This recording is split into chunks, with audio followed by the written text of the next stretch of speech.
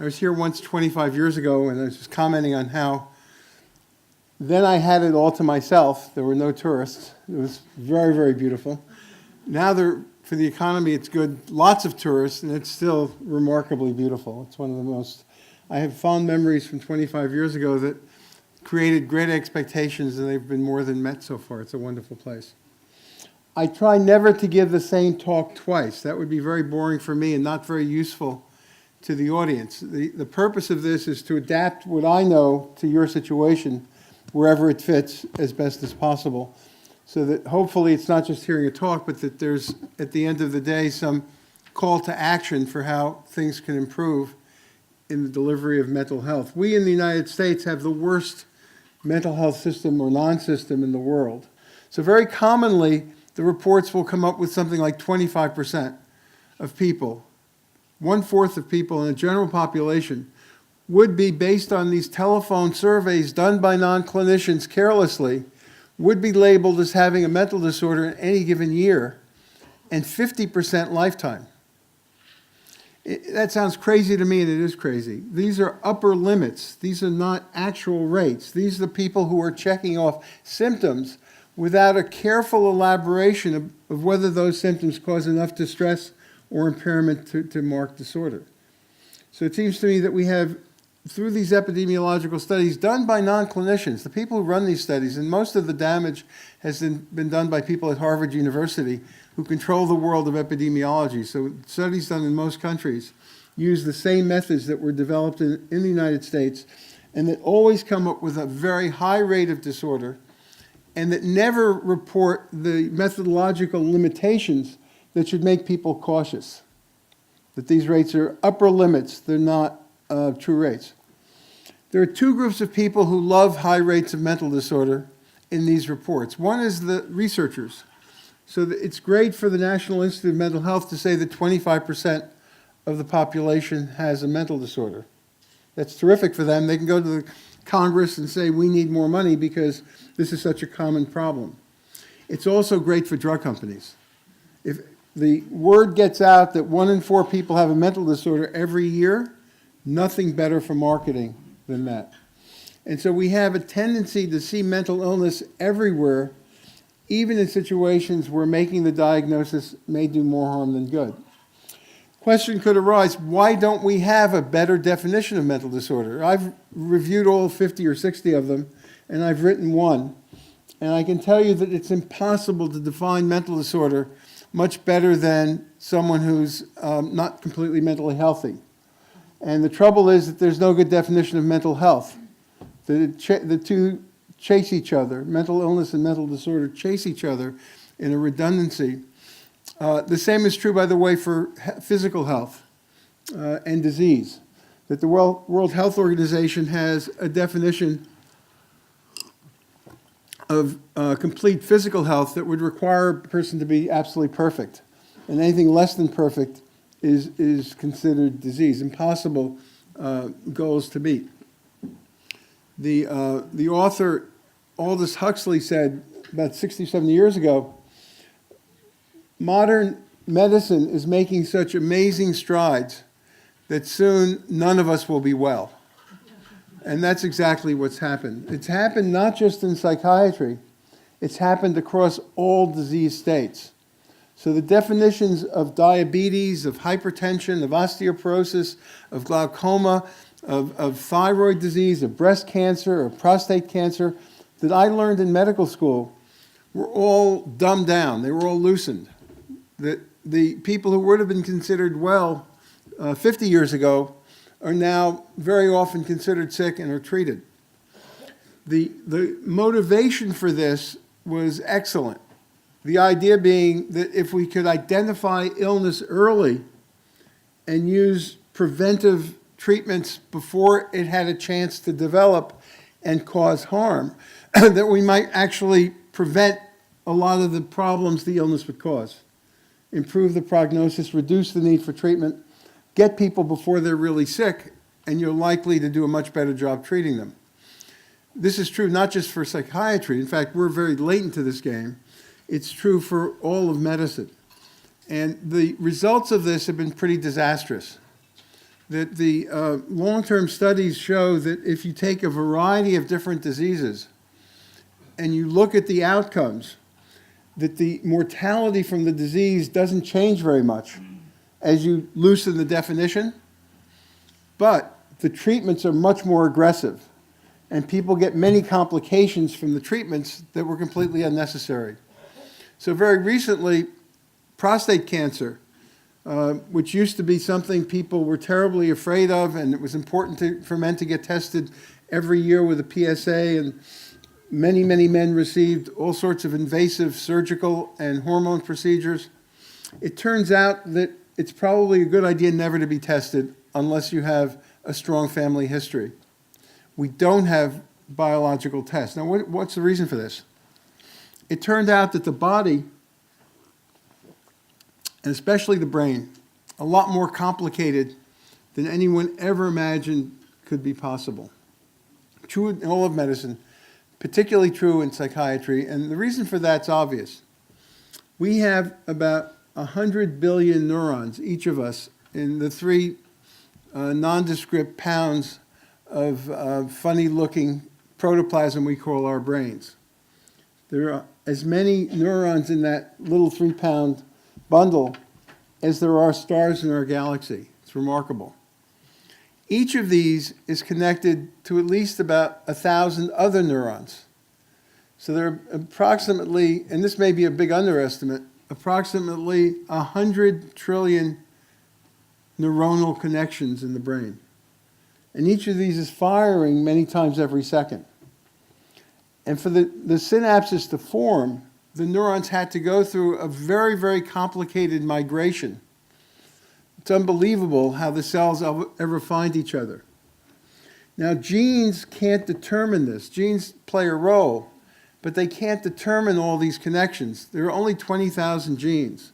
And of those, we don't really know for sure how many are involved in brain functioning, how many are involved in mental disorder. But say all the genes, say all 20,000 genes. 20,000 genes couldn't possibly determine where 100 billion neuronal connections are going to form. The system can't be that top down.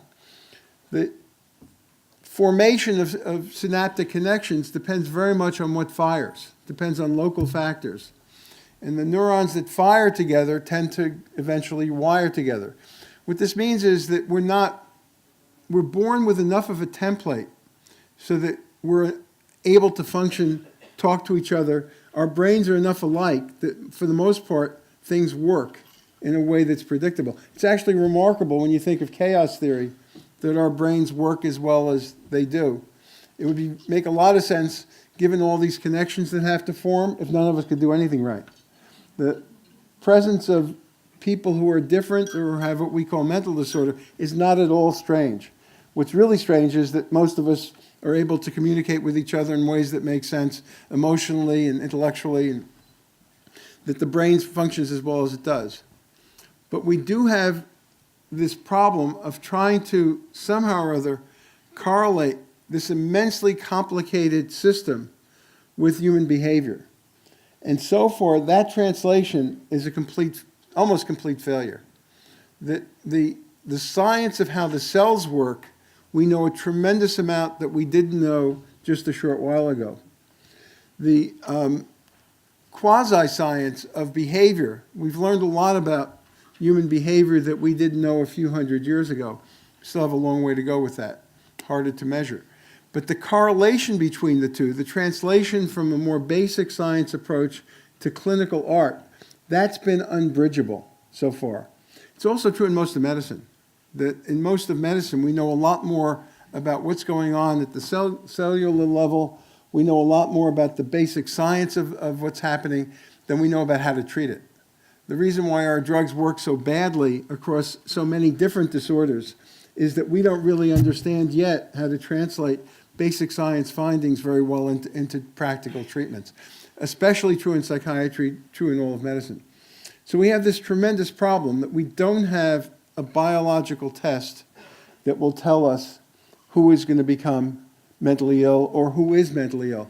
The genetic studies, and Iceland was at the forefront of this, and some of the best science in genetics has been done here. But the funny thing about that science was it showed just how far we have to go. That it was brilliant enough science to give us lots of very interesting questions, but it turned out that the questions were so complicated that there are very few answers. So Decode is a great scientific success and a complete commercial flop, not because the people weren't doing all the right things, but because the body, and especially the brain, didn't cooperate. It turns out that for everything but the simplest disorders, things are so complicated that you often have dozens, hundreds, maybe it'll turn out in some cases to be thousands of genes involved in creating the conditions that lead to pathology. Each of those genes has a tiny little difference in its functioning from what's considered normal. And it's hard to get clarity about what normal means in these situations. So you wind up with so many different permutations, like for schizophrenia, a paper that had a lot of play found 105 genes were involved in schizophrenia. This was very exciting to the authors, and it was very exciting to the press, but it essentially was a negative study. If you have 105 genes involved in a disorder, that means you don't understand very much because the combinations of those genes are so variable and complicated that we're not going to be able to tease out for many, many decades the explanation of what we're calling schizophrenia or bipolar disorder or depressive disorder or obsessional compulsive disorder, except for a tiny percentage of the population of people who get those diagnoses. That breast cancer was the big success, started at Duke actually when I was there 25 years ago. Breast cancer gene. We still understand a very small proportion of the variants in breast cancer, and we can effectively treat rationally only a very small percentage of women with breast cancer. Breast cancer is probably the simplest disease, one of the simplest diseases. The breast is one of the simplest organisms in the body. The brain is the most complicated. If we're having so much trouble with the simplest organ, imagine how tough it will be to figure out psychiatric disorder. We will not have a clear-cut biological marker that will determine this except at the severe end. And even at the severe end, it's going to take many, many decades probably to gradually work out markers. The work with Alzheimer's is very discouraging in this regard. That should be the simplest of disorders that psychiatrists commonly treat. And every year for the last 35 years, I've asked Alzheimer's researchers, when will we have a biological marker for Alzheimer's? And I usually get the answer, 5 years. The optimists, 3 years. The pessimists, 20 years. But the horizon keeps shifting forward. So it was 5 years to many optimists in 1985, and it's 5 years now. That any announcement of a biological marker, be suspicious. Positive findings in our field almost never replicate. So the most exciting thing you read about in the paper probably won't be followed up on. There'll be negative findings that prove that it was more flash than real gold. We can't expect to have a rescue from the neuroscience, as exciting as that is, in telling us who is really sick and who's not. And we can't expect a quick rescue in terms of a new drug that will appear that will be a much better antidepressant or a much better antipsychotic. Question? My name is Sigrun. I'm a mental health nurse for old people. And then I was really interested in what you were saying about Alzheimer's, because isn't it true that there isn't really any consensus about they are measuring those proteins, the amyloid and tau proteins, but it hasn't been really established that the presence of these is really causing the disease. Isn't that correct? Yeah, that's correct. And it's even more complicated because what happened with Alzheimer's is kind of a microcosm of a larger problem. Alzheimer's was considered part of normal aging. Getting demented was considered part of normal aging. About 35 years ago, the model shifted to it being a disease. It got medicalized from normal, part of life, happens to most people at different ages. After age 85, maybe half people show signs of it. After 95, the percentage is going to be much higher. But it was seen as almost an expectable part of life. With the excitement of the scientific neuroscience revolution, the dogma quickly switched to Alzheimer's not being part of normal aging, but rather being a disease, and a disease that we could cure. That once we understand what's forming the plaques, what the protein problem is, we're going to be able to give people eternal youth, and we're going to prevent the ravages of time on the brain. The model is more controversial than the researchers say. I mean, if you're a researcher, you have to believe it's a disease. But people who take a more historical and philosophical view of Alzheimer's see it less clear-cut. And so far, the proof is in the pudding, that there hasn't been a biological test that's at all meaningful yet. There are lots of tests, lots of findings, but none of them stand up to control groups that are more and more difficult. None of them are predictive of the future. Lots of people have very funny-looking brains and function great, and lots of people don't have funny-looking brains and don't function so well. So it's just more correlational than causative at this point. And more to the point, because we're clinicians, what we care about is there a treatment. There's never been a treatment for Alzheimer's that's worked. The drugs that were very successful financially were a complete failure in terms of actual practice, never really helped anyone as far as I can tell. And the pipeline is remarkably dry. That's true, by the way, for all psychiatric drugs.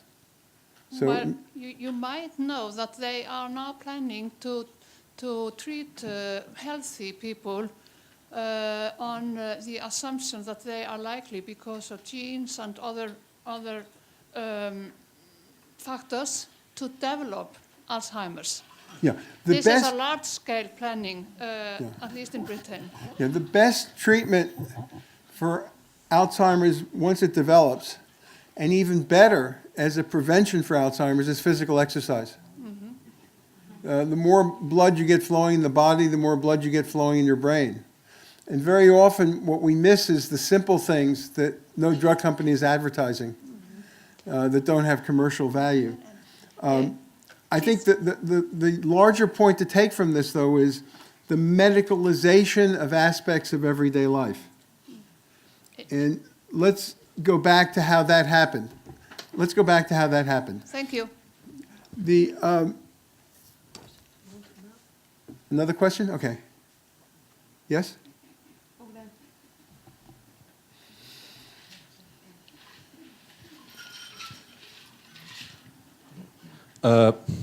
My name is Steinar. I'm a former user of the mental service. I heard you mention labeling, and I want you to elaborate on that a little bit, but I have also another question about if you know if mental or the healthcare system in general has a tendency to rather look on it inwards rather than helping outwards.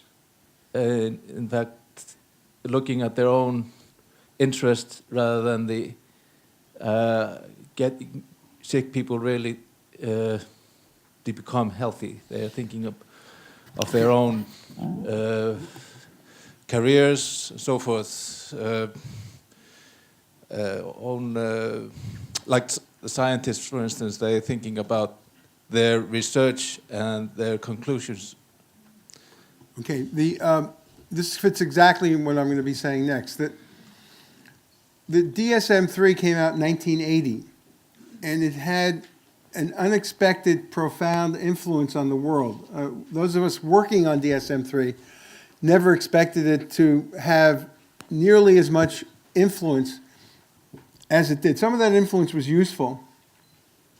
Some was harmful. The useful part was that before DSM-3, there was no reliability in the field, so that clinicians talking to each other had different images in their head, and there was no real communication. The DSM-3 was meant to provide a kind of common language that people could agree on, and that was a valuable thing. It also, at least at the beginning, looked like it might be a valuable research tool. The disadvantage of DSM-3 is that people took the diagnoses very literally. much more literally than we meant them. So because the criteria set seemed so clear-cut, it looked like they were real. It looked like they existed. The epistemology of mental disorders is best summed up in a sports metaphor that you may not understand as well, because how many people know anything about baseball? There's a pitcher who throws the ball, and if it goes over a plate, it's called a strike. If it's wide in any direction, it's called a ball. There are 3 umpires. The first umpire says, there are balls and there are strikes, and I call them as they are.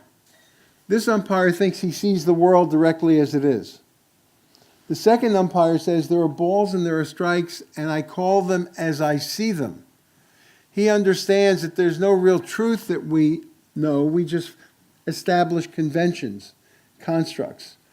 And then there's an umpire that says, there are no balls and there are no strikes until I call them. Do you get the difference in 3 theories of knowledge? 1, I can see the world as it is. 2, I construct the world as best I can, but these are just constructs. The world may be different than the way I see it. And the third is, I've made all this up. It's more like a dream. Now, this is a very important analogy for mental health. The things we're defining are not like the first umpire. When we call something schizophrenia or bipolar disorder or major depressive disorder, this is a construct by agreement. It's not a truth. The concept of schizophrenia will disappear as we learn more. It's a temporary, in Victorian novels, people who have lung disease all have consumption. As we learn more about the lungs with Koch and the discovery of tuberculosis and of other lung diseases, we'd never say anyone has consumption now. We'd be very much more specific. Schizophrenia is a heterogeneous term that still has some purpose, I think, although it carries a lot of labeling baggage, and we'll get to that. But it still has some purpose, even though it's very heterogeneous in presentation, and there'll be hundreds or maybe thousands of different pathological pathways to get there. All of the things in the book are conventions. Experts get together, using their clinical experience and reading about the literature, they come to conclusions. Experts tend to always want to widen the boundary of their disorder. So having worked with thousands of experts over the years, never once did someone come up and say, you know, my disorder is too loosely defined. I want to tighten it up. They always say, I saw a patient and he doesn't fit the criteria, we need to widen the criteria. Experts always worry about missed patients. They never worry about mislabeled patients. Experts work in university clinics with very highly selected patient populations. People are mostly diagnosed by a GP in 7 or 10 minutes who doesn't really know you very well. The expert diagnosis comes after hours and hours of interviewing. The GP gives it a pill and gives you a diagnosis without knowing the system very well or knowing you very well. Labels that could conceivably work in highly restricted research settings are disastrous in the general population. And this is what happened with DSM-3. The worst diagnosis in DSM-3 is major depressive disorder. It made some sense at the time to do it the way it was done, but it had disastrous consequences. And if you understand this one example, you'll understand a lot of the problems in the whole book. Major depressive disorder brought together 2 different types of depression that were commonly diagnosed and actually had first been described in the Scandinavian countries. One was called reactive depression, and the other was called endogenous depression. Reactive depression happened in response to stress. It usually was pretty short-lived. It usually did not require medication. It got better with time, with resiliency, with reduced stress because it came with stress, reduced stress, different resources coming to bear, family helping out. It was self-limited. Endogenous depression usually came out of the blue, although it could be stress-related, but not necessarily. It was certainly disproportionate to any stress, and it absolutely ruined the person's life. It was often accompanied by severe bodily symptoms, tremendous loss of weight, sometimes gain of weight, but mostly loss. Agitation, sometimes retardation, sometimes both. Terrific insomnia. The reactive depressed people had less insomnia, and when they did have trouble, it was mostly trouble falling asleep. The people who had endogenous depression would wake up in the middle of the night, could not fall asleep, and would be terrifically agitated. One was more psychotherapy or life experience treatable. The other required medicine or ECT. These are two quite different conditions. You recognize the patients being quite different. The endogenous depression, much more severe, much more urgent, much more dangerous, much more likely to be accompanied by delusions. DSM-3 put these together under the category major depressive disorder. Now, very often these days, major depressive disorder is not major, not depressive, and not disorder.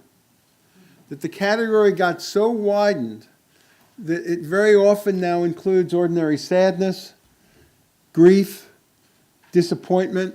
You lose a job and you get labeled major depressive disorder. The problem isn't that necessarily that you're sick, you're having a normal reaction to losing the job or losing a loved one, but we've medicalized average everyday sadness, the average aches and pains of life, the disappointments, the tragedies that people feel. These all get incorporated into the diagnostic system as major depressive disorder. Now, at the time, the reason for bringing together such different conditions was, one, that they blend into each other. So sometimes the endogenous depression would be related to stress, and it didn't look, if it weren't severe, that different. There was a fuzzy boundary. The fear was that having them separate would reduce the reliability of the system, that people would disagree about this distinction, that would reduce reliability of diagnosis. And in those days, the credibility of psychiatry in diagnosis depended on getting agreement, getting high reliability. And the feeling was that it wasn't so bad to link them together because you could always specify level of severity and whether there was a presence of melancholia or delusions. So if a person were psychotic, you'd say major depression with psychotic symptoms. If they were having 60-pound weight loss and couldn't sleep at all, you'd say with melancholia. And the feeling was it's okay to have this heterogeneous category because we don't have to worry. The subtyping of severity and melancholia delusions will make people aware of the differences. The subtypes and the severity labels weren't used. And the drug companies feasted on this and encouraged the idea that major depressive disorder was a unified condition, that it was always related to a chemical imbalance, and it required a chemical cure with a pill. So Prozac came on the market in 87. DSM-3 was 1980.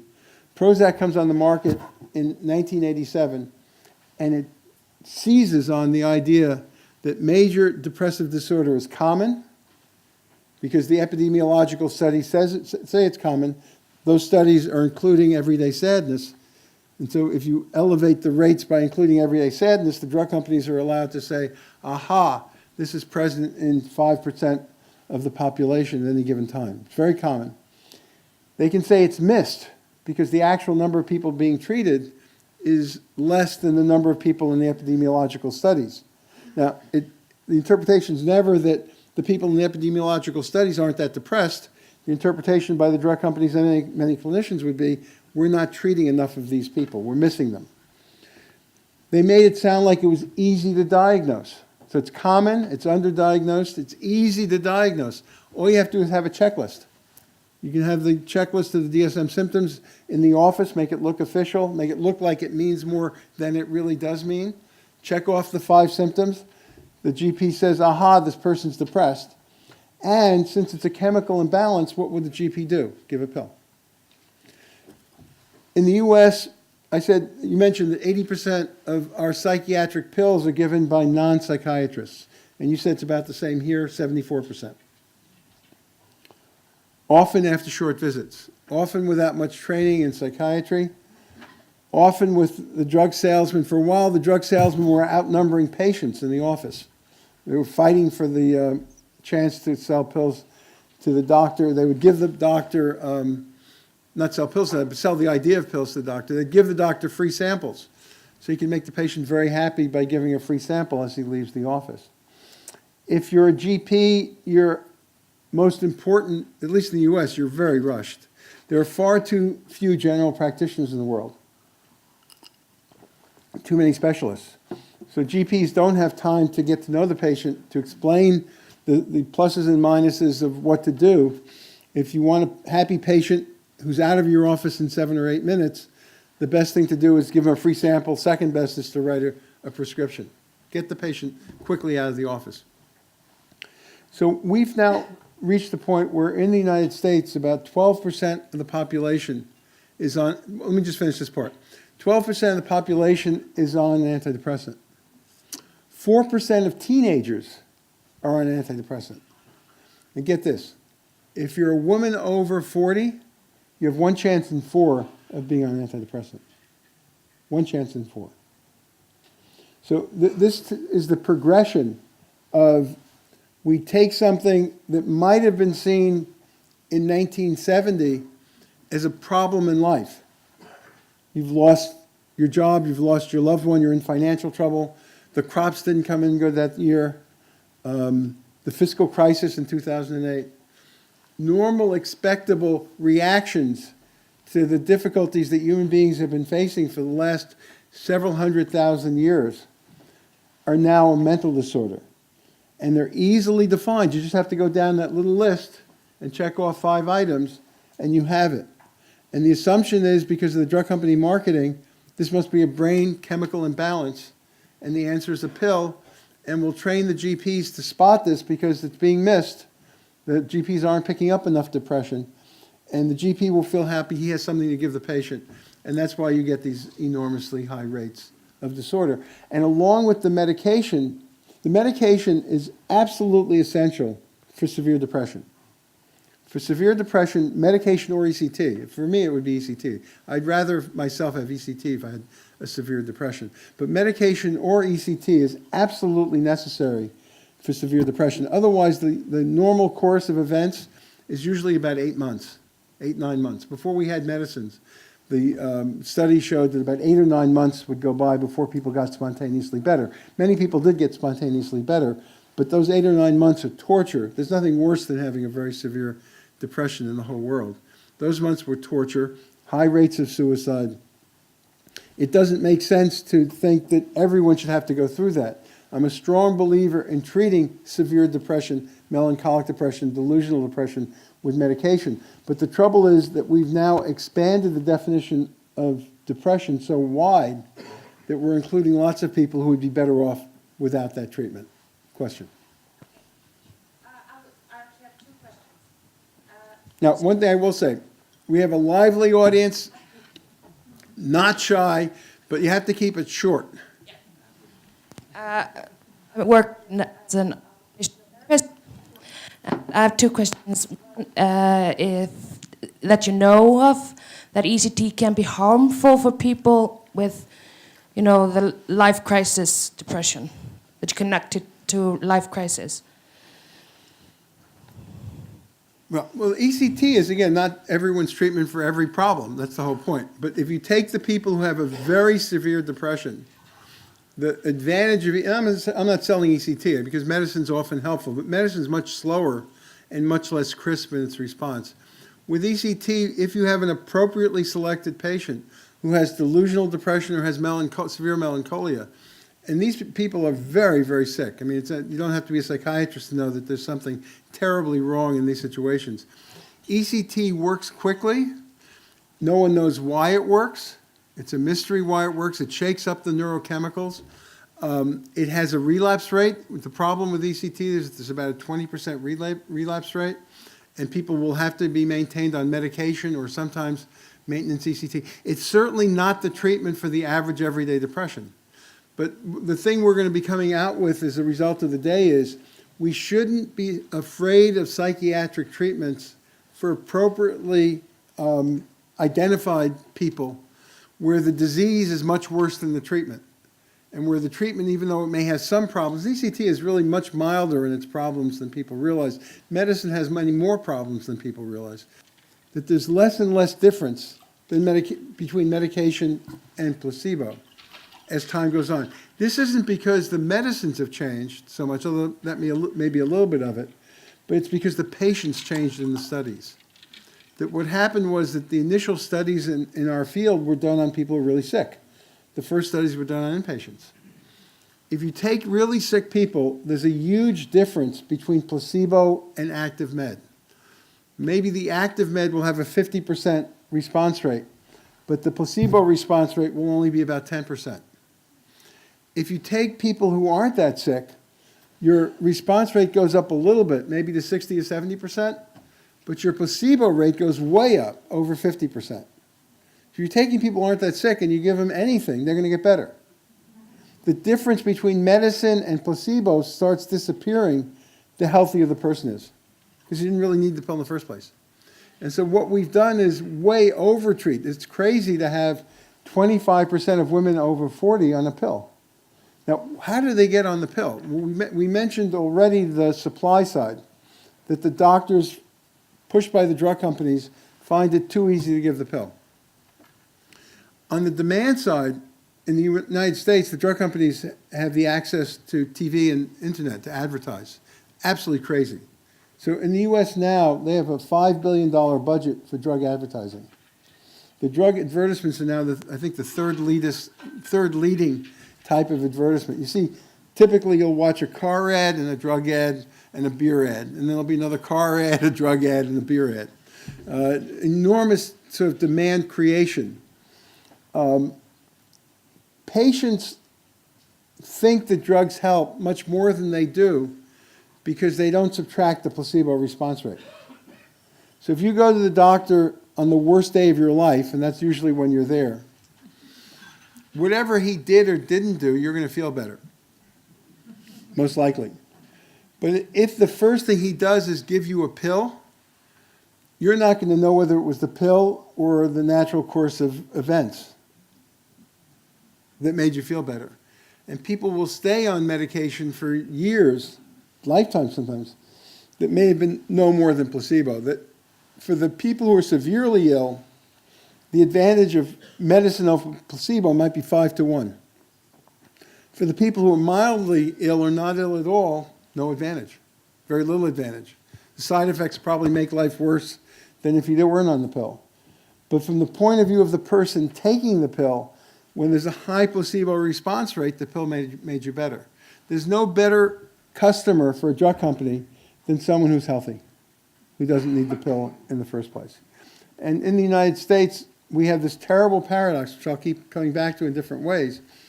Only 1/3 of people who are severely depressed see someone for a mental health consult in the prior year. So most of the people who are severely depressed don't get treatment.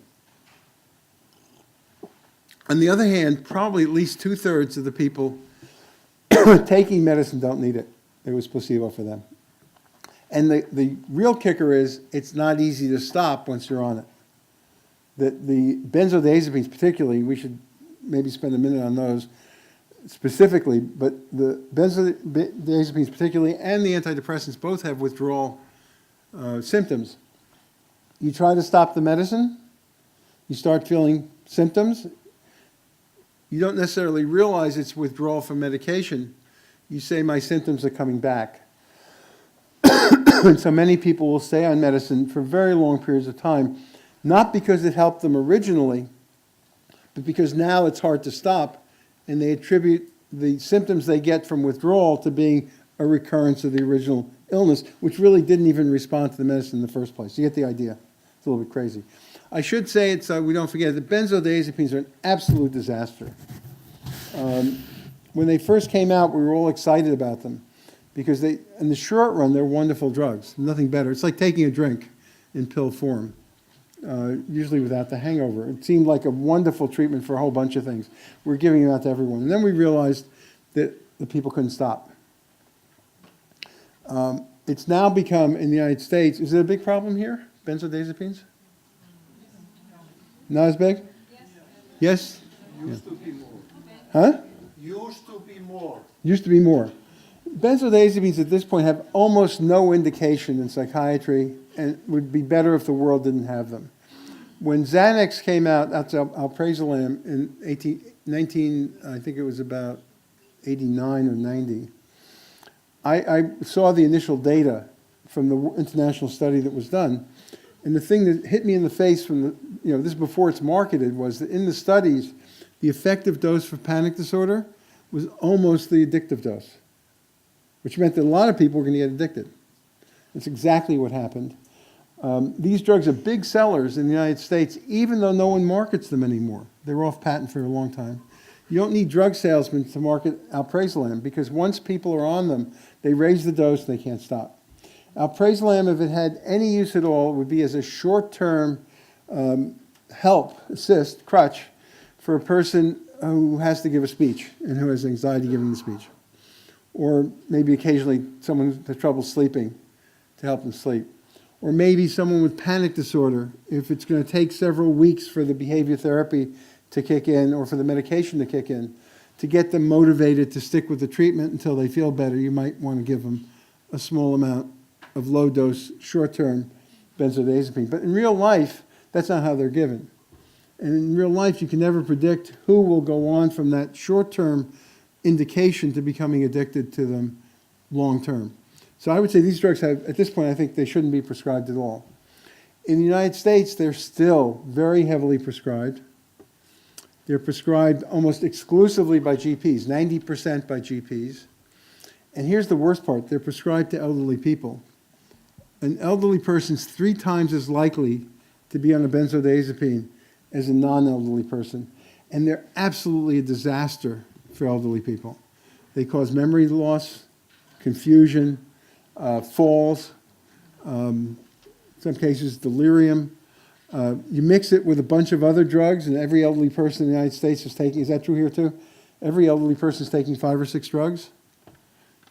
These do not mix well with other drugs. They can't kill you by themselves, but with alcohol, or especially with the opiates, and we have an opiate addiction problem caused by doctors and drug companies in the United States, these are disastrous drugs. The first thing I do when I see someone who has a new symptom, at this point, is think drug side effect. Any new psychiatric symptom, particularly in an elderly person, first thing you should think about is drug side effect. Substance or drug side effect. Medical problem too. With every person you see, is this a medical illness? Is this a medication problem? Is this a drug side effect problem? Those should come before any psychiatric diagnosis, and particularly true in kids with drugs and with the elderly with medications. Deprescribing requires a lot more skill than prescribing and often gets a lot better results, particularly when people have been on a lot of medicines. But it has to be done very slowly. So the problem that we're getting back to is the DSM-3 widened the definition for major depressive disorder. It widened the definition for anxiety disorders, introduced panic disorder, generalized anxiety disorder. It created a whole bunch of new categories with very, very easy diagnostic criteria to make, categories on the border with normality, and this medicalized lots of problems of everyday life, which in some cases may be useful to treat, but often the treatment was worse than the disease. The consequent problems. For kids, the biggest problem is attention deficit disorder. I understand that's a problem here as well. This is I should say one thing, that when we were doing DSM-4, I had the personal desire and feeling that I wanted to narrow the definitions, because I had the feeling then that I have now that the DSM-3 was too wide. But we didn't do it. Why didn't we do it? In order to prevent widening further, we had to establish rules that would control the experts, who I knew from personal experience would be begging to increase the coverage of the system even more. And so we established very firm rules for change. You had to have evidence from the literature that grabbed you. The tables had to jump up and grab you by the throat and say, I am so convincing you have to make this change to widen the diagnostic criteria. We had data reanalyses of existing data sets, and we did field trials. And we told the people working in this on DSM-4, we don't want to change the system. We think the system has changed too fast, it's too wide already. You're going to have to really convince us that something needs to be changed before it's going to change. We got 94 suggestions for new diagnoses, and we only included 2 new diagnoses, and both of them created problems. One was Asperger's, and we'll discuss autism in a while, and the other was bipolar 2. Did you have the problem here where everyone was bipolar? Did that start happening? Where all of a sudden all the unipolars, the population of bipolars compared to unipolars has doubled since DSM-4. So we had a very conservative attitude, and even with that conservative attitude, we had these 2 problematic epidemics that are fake epidemics that aren't real. But the rules were such that if you couldn't change to open the system unless you had convincing evidence, we had to follow the same rules in narrowing the system. So I couldn't go to the experts and say, I think your disorder is too broadly defined. We're going to really get back to a more traditional, narrow definition of major depressive disorder. I couldn't say that unless I had powerful evidence to back that up, just as they couldn't say we want to expand it unless they had powerful evidence. It created a balance in which there were almost no changes. Where DSM-5 went wrong is by expanding even further. But the damage has already been done, and with attention deficit disorder, even though we made just minimal changes in DSM-4, the change we made was to make it a little bit easier for girls to get the diagnosis. The evidence suggested to the experts in the field, and I'm not sure I would have agreed with them if I knew known the consequences, but it suggested to them that the inattentive type was being underdiagnosed, and this was more common in girls. We did a pretty careful field trial on this. And what we found was that using the new criteria set that we suggested, the rate of attention deficit disorder should increase by about 15% from what it was before DSM-4. And that seemed reasonable. 15% increase, not huge.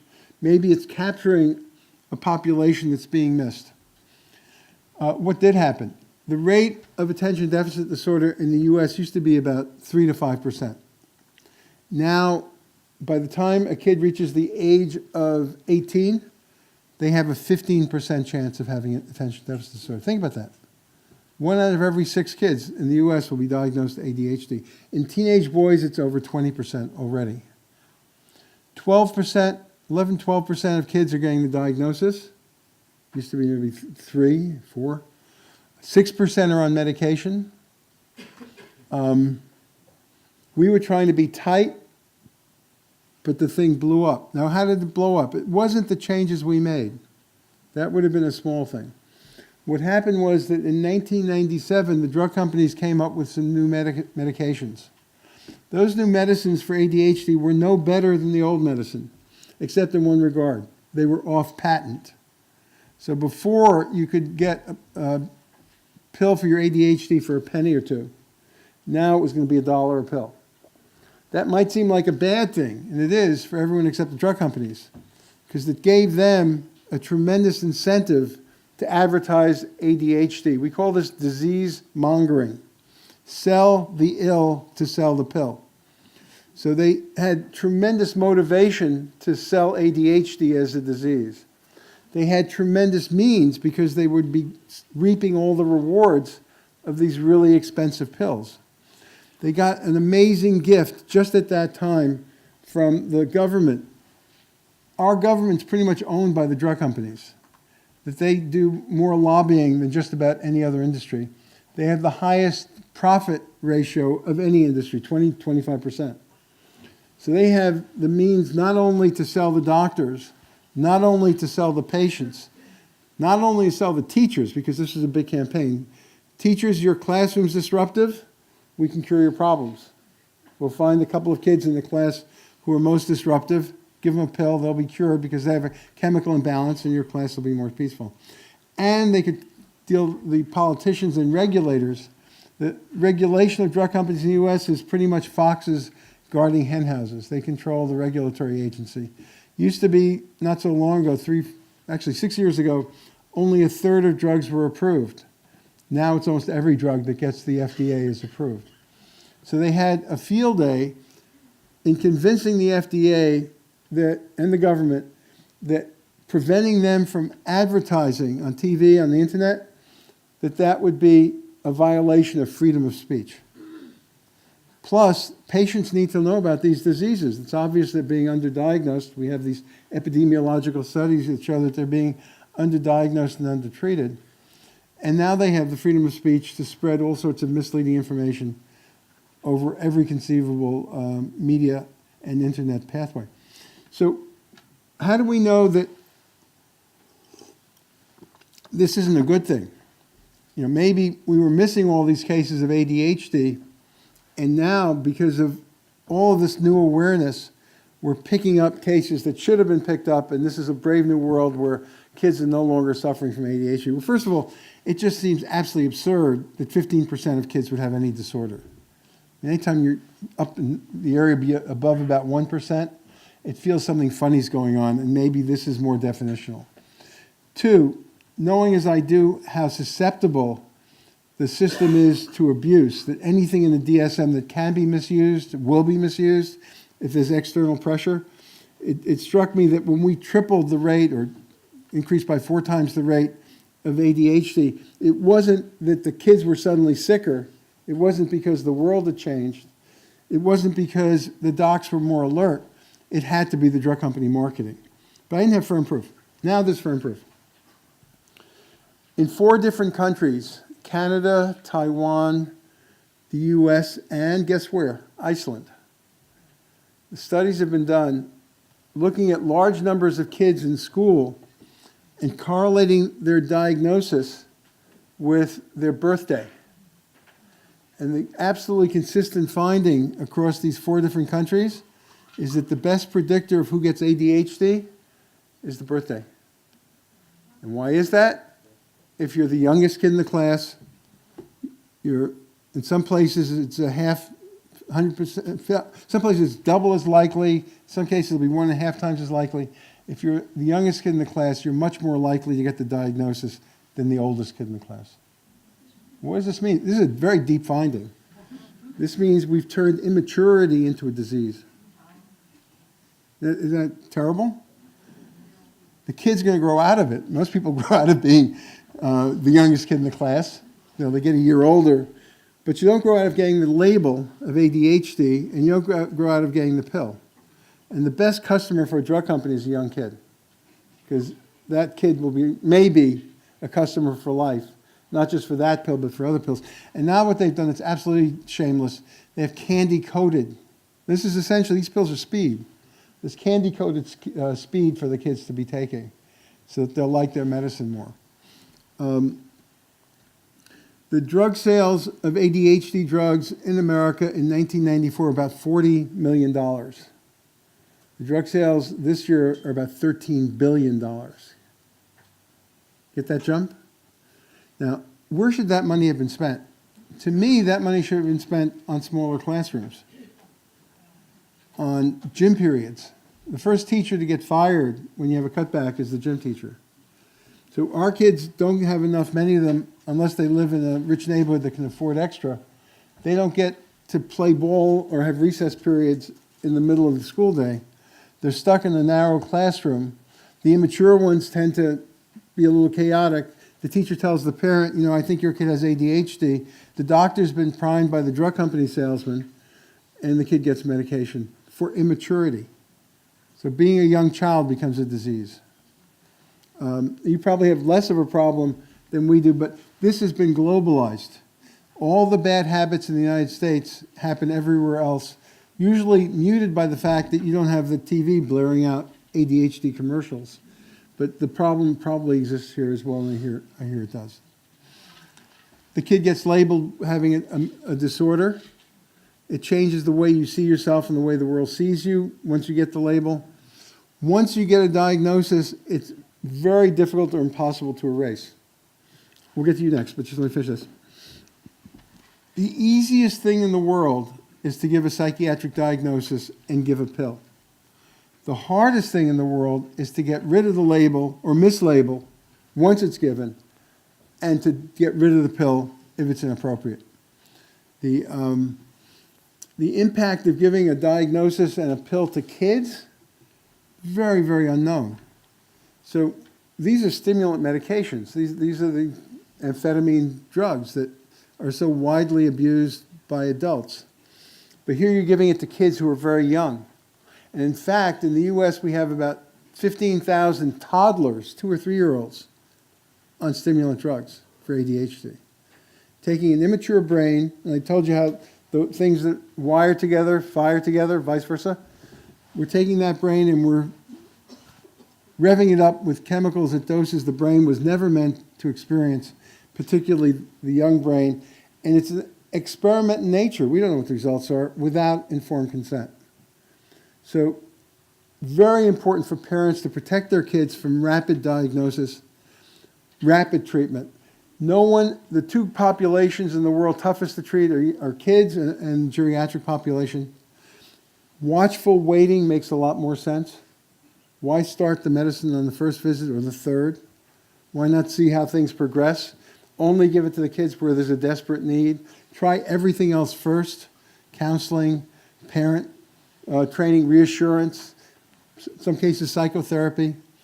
Drugs should be, and diagnosis should be the very last resort, but it's often the first step.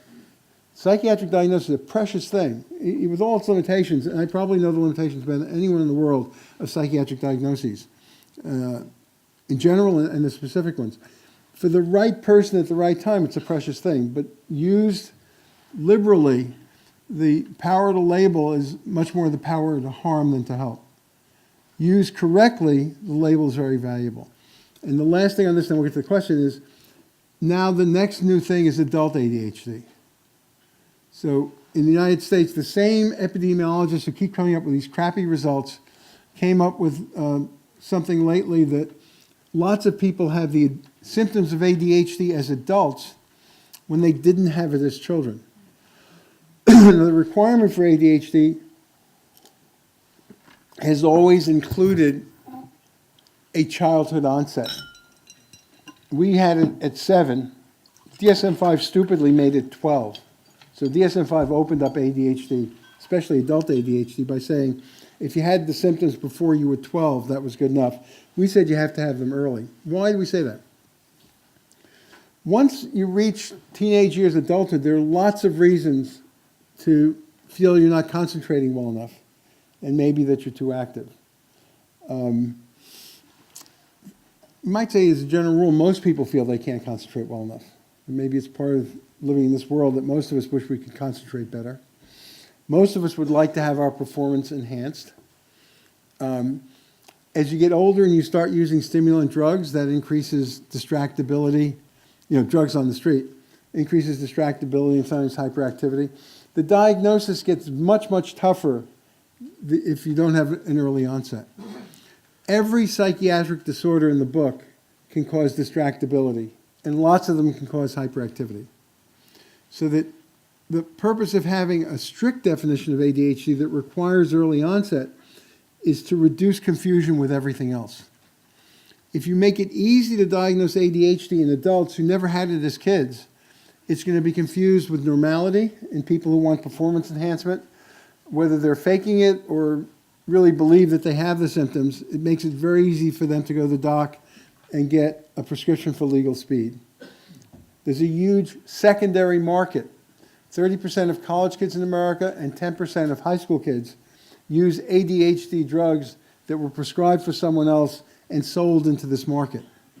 So the illegal drug market in the United States for ADHD drugs, for Xanax a little bit because it's so easy to get, people don't have to have a secondary market, but for opioids particularly, huge secondary drug markets from pharmaceutical products. For ADHD, that means that a very large percentage of teenagers and young adults will be using stimulant medication with absolutely no indication for nothing resembling what should be true ADHD. And the more we broaden the criteria, the more we encourage that. And the problems with that are, one, maybe it's just not, it doesn't make sense to be legalizing. If we're going to legalize drugs, legalize them all. Or do it in a way that doesn't have someone go to a doctor to get a fake prescription. I'm not a Puritan about legalizing drugs. I would certainly be legalizing pot, probably would legalize the opioids. But we have them legal anyway with the drug companies. Why not just regulate everything? But it shouldn't be that you go to a doctor and fake an illness or think that you have an illness you don't have with a diagnosis you don't have to get the drug. And the other big problem is that these stimulants can make a lot of psychiatric conditions worse. And if you don't do a careful differential diagnosis to rule out all of the other reasons for distractibility and hyperactivity first, you'll be diagnosing ADHD at the jump. You'll be missing the fact that this is part of something else, and you'll be giving something that can make the patient much worse. Bipolar patient, typical bipolar symptoms are distractibility and hyperactivity. If we have the idea that ADHD is common in the population, it becomes very simple to identify that person as having adult ADHD and give them medicine that's going to make it all worse. So again, you follow the developing theme that we shouldn't be medicalizing everything that happens to people. If a kid's immature, he shouldn't get a psychiatric diagnosis. If he's having trouble dealing with the classroom, maybe a smaller classroom or more physical activity, not a pill for the kid. We shouldn't be taking societal problems. Unemployment goes up, depression goes up. Partly that's because we haven't created a good safety net for the people who are laid off. In Denmark, there's very little correlation between depression and losing your job because the safety net's so strong. In the US, there's a huge difference, partly because it's the only way you get benefits after a while, and partly because people do get more depressed and suicidal when they're laid off if they don't have supports. We shouldn't be taking societal problems and making them problems in individuals. PTSD, wildly overdiagnosed in the US because it's the only way people get benefits. If you took care of all the troops coming home and made sure that everyone had a job, the rates of PTSD would go way down. Instead of treating the individual and medicalizing the problem, you go to a war zone, you're going to have problems. You're going to have symptoms. Those should be normalized and you should be reintegrated, re-socialized to the society. What we do instead is say they have a mental disorder, stigmatizes them, stigmatizes the whole group. So that we have rates of 20-25% of PTSD in our returning servicemen because of the high elevated rates to get disability. That means employers don't want to hire people who are vets of foreign wars. People coming back from World War II were the most desirable hires. Everyone wanted to hire a vet. Now no one does because they've been medicalized and they're sick. We shouldn't be dealing with social problems as psychiatric problems. We should deal with the social problem at the social level, not pick the individual person, label them with a disorder, give them a pill. I think from what I hear so far, Iceland has that problem, that there's a disorganization amongst the different providers and that lots of problems that would be dealt with better with one budget aren't dealt with because it's not a high priority for that budget. And if the person gets to a doctor, especially a GP, the easiest thing is for them to get a pill. And so part of your problem in excess pills may be not enough psychotherapy, not enough time for the doctors to get to know the patients. I only wanted to ask you, isn't it true that those young kids diagnosed with ADHD are also not only treated with stimulants, but also with antipsychotics and other neuro We have a huge medicines? problem in the United States. The antipsychotic market at one point was $18 billion a year. And when it got to be that high, drug companies were really hungry to sell antipsychotics. And when the adult market was pretty much saturated, they went into two other markets. They went into the kiddie market and they went into the geriatric market. With the geriatric market, very much a function of understaffing in nursing homes, people get agitated. If you have a full bladder and you're in a wheelchair and you can't get to the bathroom and there's no commode nearby, you get agitated if no one's helping you. In a well-staffed nursing home, that's dealt with by providing an opportunity to get to the bathroom. In a not well-staffed nursing home, that person has agitation and he's treated with medication. And the terrible thing about this is that the medications shorten life dramatically in nursing homes. In general, the age of death of people with schizophrenia has become less and less the age of death in the general population, with schizophrenics dying earlier and earlier because more and more antipsychotics. So it used to be the difference was about 15 years, and most of it was accounted for with smoking. No one smokes more than people with schizophrenia. It really helps them mentally and probably wards off side effects. Very often, 2 or 3 packs a day and a very high rate of smoking amongst schizophrenics. Also, they tended to get worse medical care, both because the society extruded them and because they didn't report symptoms as well. But that's worse now with antipsychotics because of the weight gain. And in kids, antipsychotics were used for conduct control. So kids who were disruptive, especially poor kids, especially kids in foster homes, were disproportionately, sometimes very young kids, even 2 or 3-year-old kids, given antipsychotics to kind of shut them up. So I have just another half hour? Yes, you do. Okay, so we're going to have to go on to question 2. The general conclusion of question 1 is we should live in a world where we're much more careful about psychiatric diagnosis, where it's not the first thought, it comes after a careful evaluation, that evaluation often can't be done in one session because people change over time. We did an AIDS study when people were dying of AIDS in the early 80s. It was a death sentence to get a positive test because there's no treatment then. We did a study where we tested people, but before testing them, we gave them psychological measures before and after the testing in 6 weeks. After finding out you were positive, your measures went down to the floor. This is the worst moment in your life.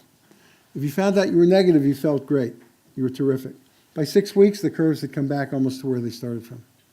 People are very resilient. We shouldn't be treating normal difficulties in life as if they're mental disorders. The best thing for normal difficulties of life is time, family support, natural resilience, and brief psychotherapy. Brief psychotherapy is a wonderful, cost-effective way of dealing with stressful situations that cause symptoms. Much, much cheaper in the long run than starting someone on medication. So the drug companies, or maybe here the government, look at the short-term costs, which look like they're much more for psychotherapy than to start a med. But if you take the long haul of illness, the med's going to be there for a long time, expensive. The psychotherapy usually lasts 4 or 5, 6 sessions. In my world, everyone would have 6 free sessions of psychotherapy. I think long-term therapy shouldn't be a public expense unless someone has a serious mental disorder. But short-term therapy is a very good expenditure for people with milder problems. But then we get to situation 2. There was a deinstitutionalization movement that started in the early 60s and was triggered by the fact that we were warehousing. In the US, we had 650,000 people in mental hospitals. I worked in them. Disastrous places, made people sick, who started out being less sick. It was just a way of getting rid of people. Many of them were huge. There was one hospital with 20,000 patients, one place. The deinstitutionalization movement was triggered by 2 things. One was shame about the state hospitals. 2 was the introduction of new medications and the feeling that we could help people to live a life of much greater dignity and reduce the secondary harm of incarceration in horrible places if we provided housing in the community and these new and wondrous medications. At first, the movement was done reasonably well in many places in the United States and wonderfully well in some other places in the world, including Nordic countries and particularly Italy, where this was a huge political feeling that we have to make mental patients citizens. We shouldn't be excluding them. And in Italy, in many places, not everywhere, very controversial there too, but in many places, particularly out of the influence from Trieste, the community mental health movement was also a social movement in the towns to keep the patients included in the community, to give them jobs, to give them social clubs, to give them status as a citizen. It was seen as a political and social necessity. In the US, there was never that degree of commitment, but at least at the beginning, there was funding for community mental health centers. and they did take from the state the responsibility that previously had been held by the state hospitals. What happened was horrible. The states always had as their biggest budget item mental health, because these state hospitals were expensive. They were horrible, but expensive. So as the years went by, the way they could cut their budget or devote money to some other need in the state was to gradually give less and less money to the community mental health centers.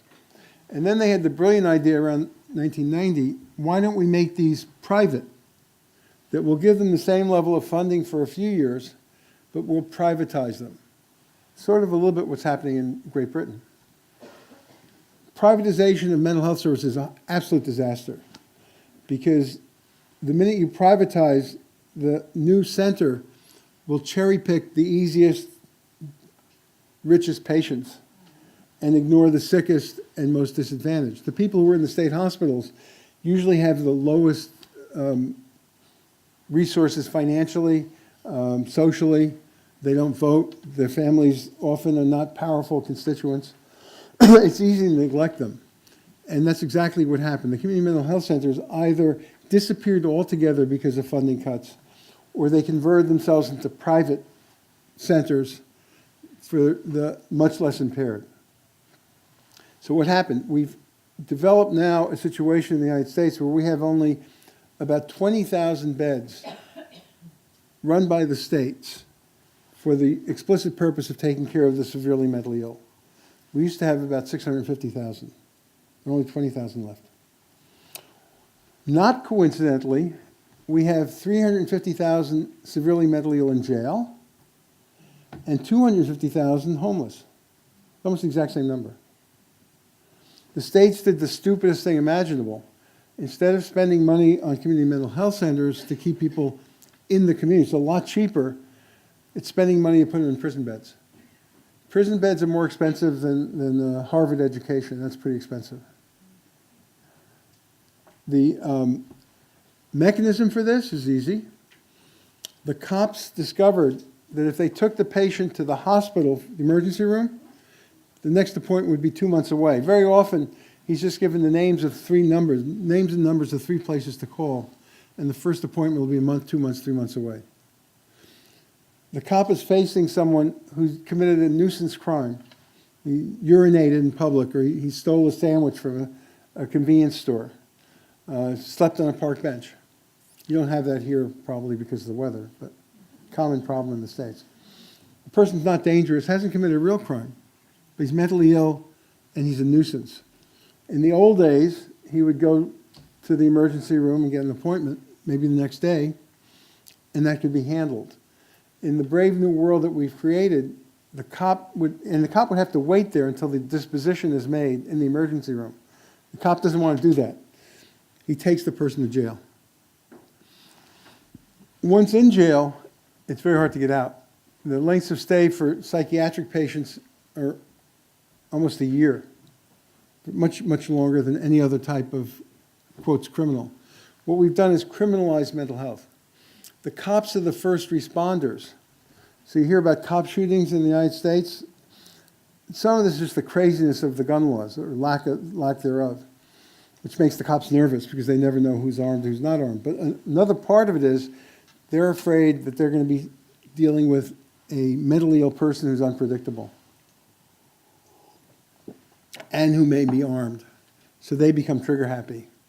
Not really completely their fault, right? Because they shouldn't be in the position of first responders to an army of untreated people who need treatment. The risk of being shot by a cop is 17 times greater if you have a mental illness. 17 times. So we have this terrible situation where cops are shooting them or sending them to jail.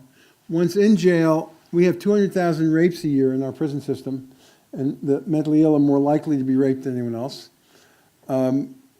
Physical abuse is more common than mentally ill in jail. Very hard to get out. They have they don't get paroled as easily. They have a high rate of solitary confinement. We do a ridiculous amount of solitary confinement in the US, 100,000 people in solitary. Solitary drives anyone crazy. It especially is detrimental to people with mental illness. It's just horrible. I've written a blog saying that the U.S. is the worst place in the world to be mentally ill, maybe ever. Because there's, to me, no worse fate than to be in a solitary confinement cell. When you have, what they do is smear excrement. You can visit a place, and you'll see cell after cell with excrement all over the walls and on the windows. The only form of expression. It's just horrible. This brings up the issue of coercion and treatment, which I think is an interesting ethical problem we began discussing last night. Thomas Szasz, who I knew and we corresponded a fair amount, did a tremendous service in pointing out the injustice of coercion of psychiatric patients, which was really horrible in the 60s and 70s. But I think that the issue, at least in the States, is now completely different, because the worst coercion now is not being overtreated psychiatrically, it's not having access to psychiatric treatment. The person, if he's lucky with a severe psychiatric problem, may get a week in the hospital. Certainly not a major league type of coercion compared to a year in jail. And the worst coercion now is, in our system, is jail or homelessness. I think that the best solution that compromises individual dignity and choice with the possible need for someone to have a treatment that at the moment they don't want is advance directives. That people, once they come out of an episode, should be planning their future and how they would like to be handled in the future. And many people would prefer to get treatment once they're better, even though they would have terribly opposed it once they were very sick. Now, in terms of long-term psychiatric treatment, was Bob Whitaker here once? Yeah, he's talked to. He and I have had these really stupid discussions, which are annoying, I think, to both of us. It's like we're talking past each other. The issue for me is that at this point, Whitaker and I agree completely on the overtreatment end. But I think he's, in a way, dangerous when he makes it sound like the medication's bad for everyone and it's actually causing the psychosis, based on a complete misunderstanding of the literature. If you're interested, we'll get into that. He's also, I think, missing the coercion issue. He's not taking responsibility for the 600,000 people I'm worried about who are in jail or homeless. For them, the coercion problem is prison or homelessness. It's not psychiatric coercion. And it seems to me that he and the people he's associated with are still stuck in the 70s mindset of we have to make sure there's no psychiatric coercion, as if the psychiatrists are the evil, coercers at this point.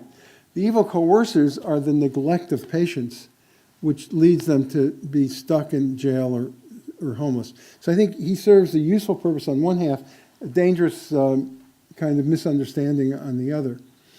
I think in terms of Iceland, this is probably where my final remarks and then questions. I've only been here for a couple of days, so I know nothing, but last night we had this wonderful dinner, and the dinner consisted of representatives of psychiatry, psychology, occupational therapy, nursing, and patients. If you're interested, we get the terminology too. Why do I use the word patients? Why do I prefer patients to service users? Which may be controversial, but we can discuss that. But in any case, I don't like service users because it's so cold. I mean, consumer, customer, service, that's to me cold. Patient may seem to some people, to many people, to be subservient. I don't see it that way. I see the doctor-patient relationship as a caring relationship, as a human relationship. I don't see the medical model as a cold, horrible thing. I just give a pill. I see the idea of a cure and a person care as a positive thing. I think the best thing we do with people when we work with them is develop that therapeutic relationship. But for Iceland, I think that it sounded to me like you have the same problem with over-treatment of the people who don't need it. And the more you can do to get more time, the more time GPs would have with patients, the fewer tests they order, the fewer medications they give. I think that the more cohesion you have amongst everyone who's advocating for people with mental illness, the more power you have. And that to the degree that you can find it in your hearts to see the areas of cooperation and cohesion rather than the small differences that separate you, rather than fighting for little pieces of a small pie, the major thing would be to try to get more services and more integrated services so that you don't have the problem of over-treating some people and spending money on expensive, stupid drugs for them. At the same time, not have enough community services. It seems to me that telemedicine should be a huge thing here. Driving the roads, I'm here in the best of times. Imagine what winter's like. Lots of people probably need treatment in their homes, and that's most conveniently delivered through Skype. Figuring out ways to provide as good housing as possible. In the United States, there's a housing first movement. It turns out that you don't make people better and then you give them a place to live. You have to have a good place to live first. I think socialization programs, it's a beautiful thing to see in Trieste. The clubs, and I understand you have that here too with the Red Cross, that you have clubs that are nice places to go. People can bring their friends and family. The exclusion makes people sick. Putting people in a state hospital, crowding them together with 16,000 other people in a hopeless situation brings out the worst and makes people sick. Neglect also makes people sick. And the more a person, Sullivan said it best. He said that schizophrenics are more simply human than otherwise. The more we can introduce a feeling that people with mental illness are not that different than we are. I've been lately tweeting about Trump, that it's an insult to the mentally ill to say that Trump is mentally ill. That most people, most people with mental illness are well-behaved and well-meaning and good citizens. And that he's Breaking Bad. Do you know that series? He's Breaking Bad. He's not clinically mad. He doesn't meet the criteria. I was asked to go on a TV program to discuss his diagnosis months and months ago before he became a real danger. And I said that I couldn't do that. We have rules, ethical rules against diagnosing politicians at a distance. But I could go on and say he was a real jerk. And that we shouldn't be labeling, again, this is a case of over-labeling. He doesn't experience distress or impairment. He causes distress. He causes impairment. He's not mentally ill, he's evil. We should be able to draw lines so that we're not over-diagnosing people who shouldn't have a diagnosis and at the same time missing the needs of people who do. By the way, I do Twitter, and that would be at my name, MD, and a blog at Huffington Post. Say again? Why are all these people voting for Trump? Sure. I'm writing a book now that's trying to diagnose our sick society. I think that we're not here for politics, but the basic underlying thing is that one party, the Republican Party, controlled by big money interests, has seen it in their interest since the Nixon administration to pander to the worst elements in American society and human nature with promises that are never met in return for not having to pay taxes. And why we have the great inequality is that they control the politicians. And the politicians have brought out the worst in the American public with false solutions, with kind of societal delusions, is the way I put it, that there's a simple answer. Trump's success, aside from the fact that he is a TV salesperson and that his vulgarity appeals to certain people, his success comes mostly from the idea of promising jobs and simple solutions to complicated problems. H.L. Mencken said that for every complicated problem, there's a very simple solution, and it's always wrong. And Trump is presenting very simple solutions to very simple people who've been brainwashed by tremendous amounts of money by the very richest people in the society, buying their vote for lower taxes, because these people are voting against their own interest. Trump would really be destructive economically to the people who are voting for him. But they've been able to pull the wool over those people's eyes. Yeah. Yes, my name is Vetrunur Hugson. I am a GP, and I'm also a survivor of psychiatry. We are not here for politics. I would, however, just mention that I read from intellectual people in the States and around the world that Clinton might be even more dangerous than the clown. and I really don't bother about your opinion on that. But I would like to hear your opinion on coercion in psychiatry, including violent methods to bring people to treatment and to treat them with violent methods. The non-political thing, Clinton would be an average president in very difficult times without much power because of a split government. Trump is dangerous. He's dangerous to American democracy, and he's dangerous to the world. He shoots off the hip. He's not someone, he's like Mussolini, or I won't say the H word, but he's a little bit like the H word. But What I'm saying is that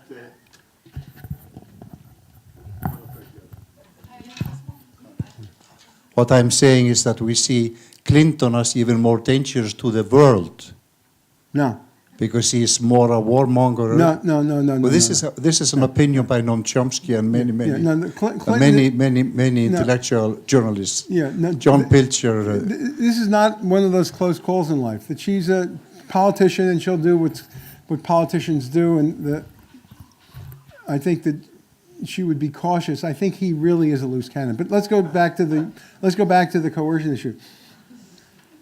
I had dinner with Tom Saz in 1976, and we discussed the hypothetical situation of his child becoming psychotic and suicidal.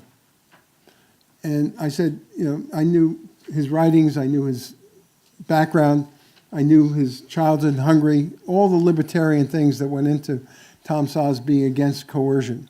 I also knew that I agreed with him about the way coercion was applied.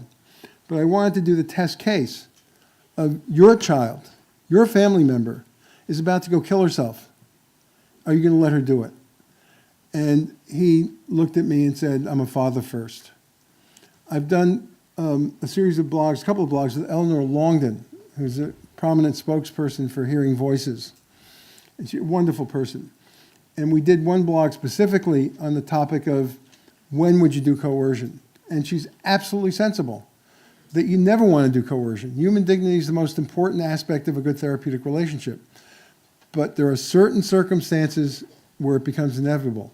We should devise a world where coercion is minimized by making psychiatric treatment accessible, by having lots of time to talk. The more time you have to talk, the less coercion, persuasion, by having a system that's welcoming, by having the contacts in places that are nice.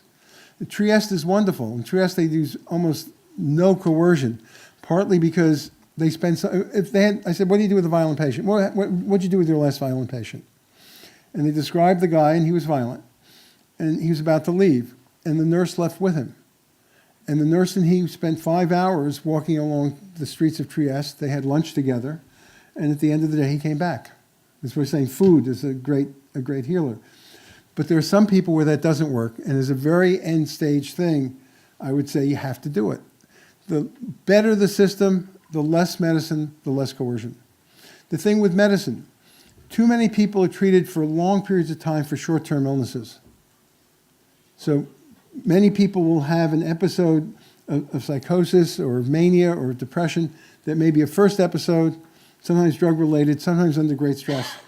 They don't need lifelong treatment. But when you have someone who's had periodic, frequent episodes recurrently over time, it's irresponsible not to treat them, in my view. We did a study in the 80s, National Institute of Mental Health study in the 80s, that was intended to reduce medication use. We compared average dose to 1/5 dose to placebo with medication only when people needed it. So the idea was if someone had a chronic schizophrenic illness, maybe we could only treat them when it got worse, not have to treat them continuously. And it worked for a lot of people. And the people in this room who are survivors are probably in the group of people who didn't need the medicine long term. But there's another group of people that you don't know about that have disastrous outcomes. So I've seen, and I worked in emergency rooms my whole life, the most common reason why someone comes to the emergency room absolutely nuts is they stop medicine they needed. So there needs to be a balance, I think, in the discussion. This is what I think you need to be doing in Iceland by having more meetings of professionals along with service users. I hate that term, but along with people who've had problems so that you can come to some consensus, and it's reasonable. Eleanor Longden and I think, would agree completely on everything. She coming from having been hospitalized about 10 times, and me coming from having to deal with people who are hospitalized 10 times, that there's a way of doing it that really is human, but that there are certain circumstances where you can't stand back and let someone kill themselves or hurt someone else. And the balance is important. I don't think there's no one size fits all in all of our field. And anyone who's very sure that there should never be coercion, or anyone's very quick to coercion, I'm suspicious of both those views. It has to be case by case. And if you have reasonable people, even Thomas Saz, this is his career, usually on a case by case basis you come to more agreement than ideologically this is right or this is wrong. Time for one or two more questions.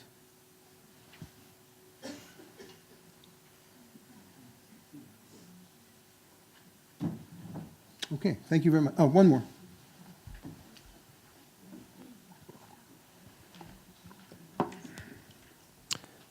My name is Magnus Benedikt, and I decide to try to have this question short, so I go straight to something without telling the background of myself. It is the problem of labeling, and this has been a little bit long lecture, and possibly some people have not listening to the answer to the second question, only listened to the first question. But DSM-3 did help me. I'm not going to explain how, but the question is it labeling to ask people, are you into sport? And how, what is the next question if someone answer yes? Would you then like to know more about what is it? So what I'm saying is DSM is very important for the right use. We agree completely.